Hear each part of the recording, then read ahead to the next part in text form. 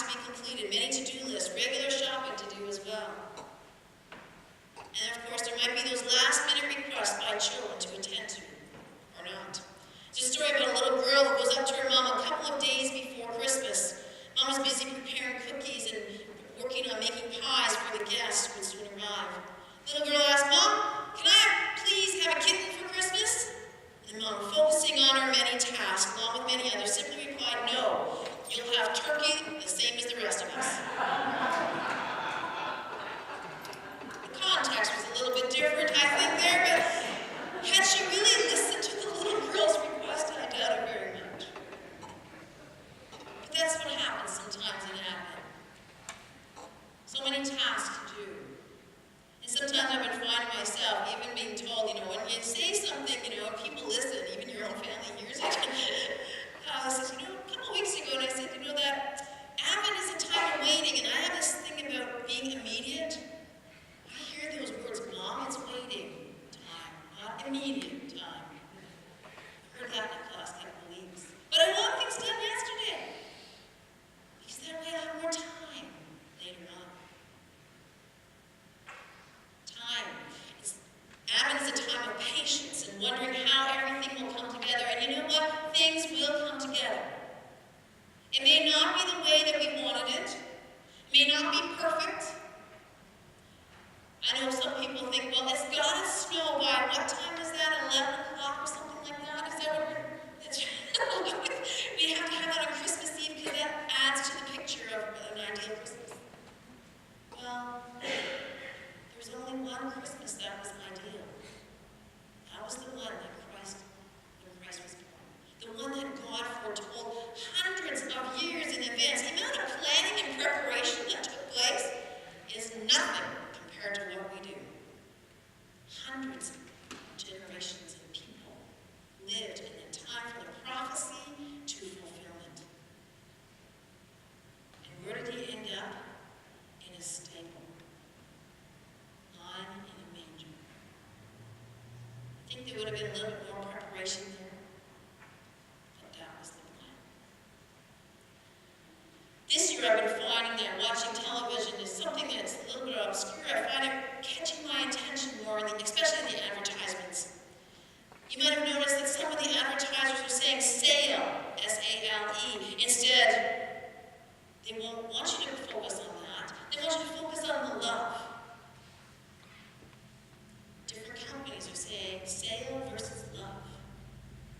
Realization that love is more important than anything else that goes under the tree or being shared. Love is more important. I'm hoping that that's what my interpretation is of some of these advertisements that I've been seeing. Some of the things that we watch on television or even via YouTube or the internet, because many of our children don't watch television anymore. We have to face that reality too. You have to look at it and say, what is it that we're doing? How do we share and show our love? There might be 4 people in a house and 4 different screens being watched at the same time. That happens. It's a time that's important that we spend with family and friends to make everything worthwhile. It helps us to sort out what is important. And think about it, a long time ago, before the angel Gabriel went to Nazareth to see Mary, Isaiah made a bold statement in prophecy. What would occur? Isaiah observed the people around him and he recorded what he saw. He saw that many people were in distress and were living without excitement. There was gloom overshadowing their lives, and people were not living but just merely existing. Isaiah wrote that the people at the time were living in despair and had no hope. They appeared to be shattered in spirit and burdened. They're oppressed and everything is in ruin or ragged and they have nothing.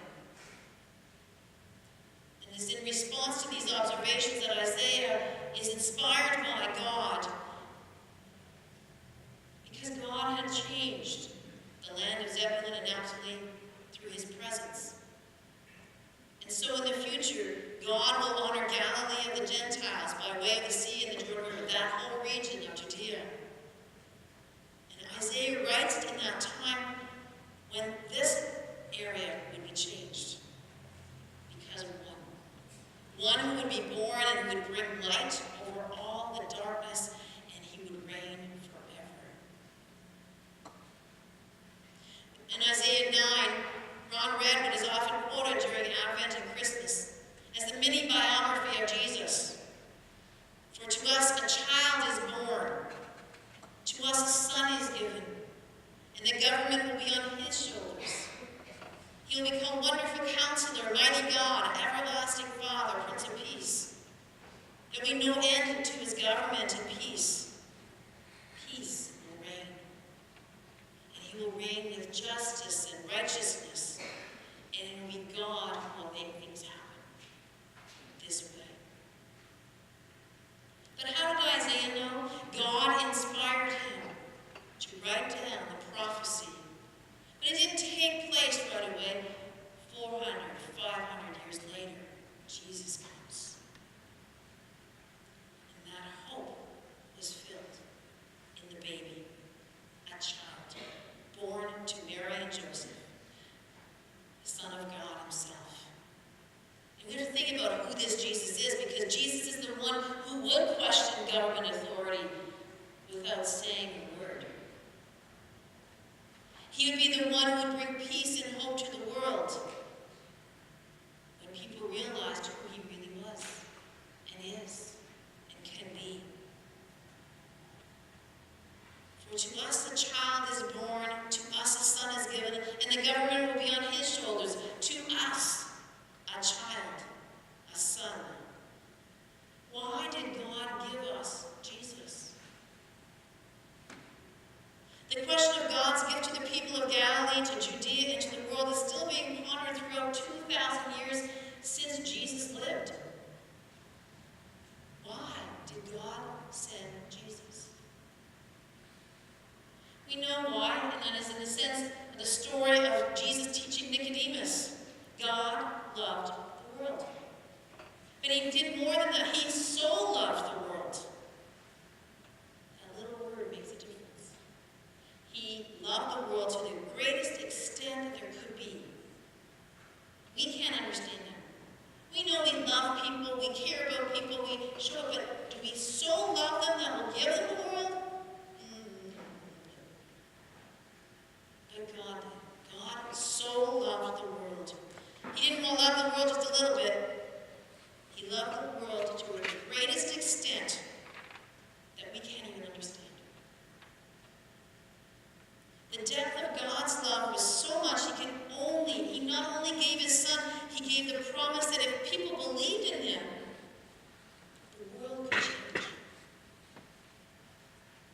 And each one of us can receive that gift of eternal life. God so loved the world. Love. It's what we're talking about today. And as we understand and try to understand what this love is all about at this time of Christmas, we have to think about, where did love come from? God himself. John 14, 1 John 4:16 says, God is love. Whoever lives in love lives in God and God in them. Love is made complete through God, because God is love. How are we to understand this depth of love when we ourselves not sure what it is? When we sit in a room with relatives and friends, and sometimes there are problems. I'm not looking anywhere. We know that happens. Every family has it. When we understand God's love is present, all can be resolved. When we pray to God and say, God, show us your love so that we can reach out to each other and bring forgiveness and resolution to any problem that happened 40, 50 years ago. That's God's love being shown because he so loved you. When the angel Gabriel spoke to Mary, she had many questions and doubts and even wondered how she could become pregnant with God's son. It was the angel who says to her, you're highly favored.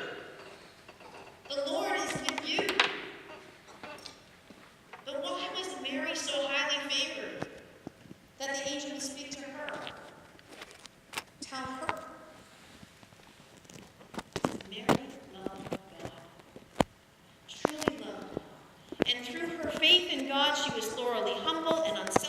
and she was filled with God's love in and through all things. She exuded the love in all of its forms. Even though she was afraid, she knew how to fulfill that commandment. You shall love the Lord your God with all your heart, because she had been taught how to do it and did so. She knew God's love, and so when she stated, I am the Lord's servant, it was through faith and the love she had for God that she accepted the task of bearing this and raising the Son of God. Through the Spirit's act of coming upon her, Mary did experience God's love, and in her heart this divine love would be kindled within her. That's what Elizabeth experienced when they first met. God's love in Mary, a divine love because of the baby she was now carrying. She knew how to love, and because of the love that came to her, it was divine because of God. And Mary's love, not only from her own personal heart and understanding, it was filled by God. But she was humbled by it all. But where do we find love in the story of Jesus' birth? Yes, Joseph and Mary had planned to marry, but he was going to divorce her once he found out about the baby. The divorce was completed very quietly, so there wouldn't be any public disgrace on her part. But it wasn't until an angel told Joseph what was really happening that that divorce was called off, and they continued to plan to be married. He cared enough about her. And yet when Jesus was born away from home, Joseph protected them all and kept them safe, mother and child, because he loved her and was willing to love them as a family. We're called to share in this love of God, this gift of love, a gift from God which is divine and filled with hope, peace, and resurrection. But how are we to share this gift of love with others? Through worship and adoration. Each time we hear the story of Jesus' birth, there's something that catches our imagination and calls us to say, I understand a little bit more. And that is why we find Christ worthy of praise and adoration and worship. To show that God is worthy of all these things, when you think about it, it's really well beyond our understanding. God had this in place well before creation even started, that Christ was going to be born, because he was with them at the time of creation. And to show God he is worthy of praise and thanksgiving for this love, wrapped up in cloth and sleeping in a manger, we are to act with love in our hearts. It's not easy to do. We're supposed to be kind in our ways and to live like Mary, full and ready to carry out our love in all tasks, everything we share and everything we do. What is this love which exudes from Mary to the unborn Messiah, to Joseph and their extended families? It's compassion, contemplation, prayer, worship, praise, singing, and delighting in the presence of God. And amazingly enough, it is also shared by the shepherds who come to see Mary and Joseph. They don't go in loud and screaming and just say, hi, I'm here to see a baby that we got told about by an angel. They go in there and they worship that baby. They're total strangers in the barn, and the woman's just had a baby. She could have kicked them out really easy. No, she showed love and compassion, and they wanted to hear how they knew that this child was someone special. So when they told the story of the angels, they were believed. After all, Mary had experience with an angel. Joseph had experience with an angel. And so did the shepherds. The shepherds left their livestock out in the fields, putting their jobs on the line to go see a baby. How would you explain that to your employer?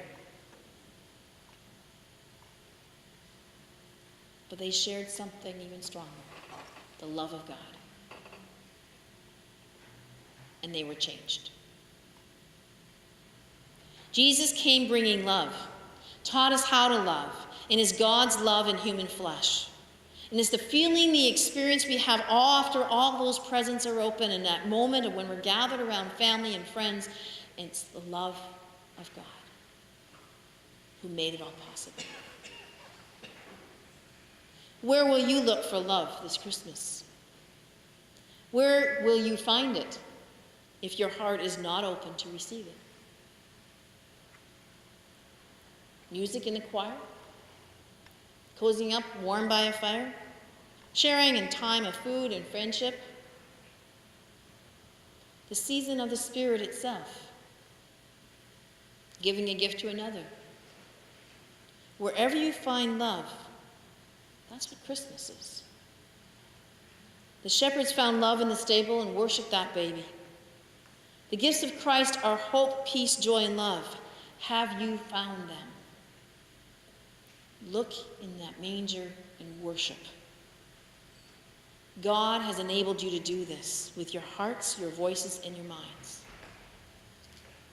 Worship with love and adoration, for God's gift to you is Jesus Christ. And our response is love. Let us sing our song, Christmas is a Time to Love.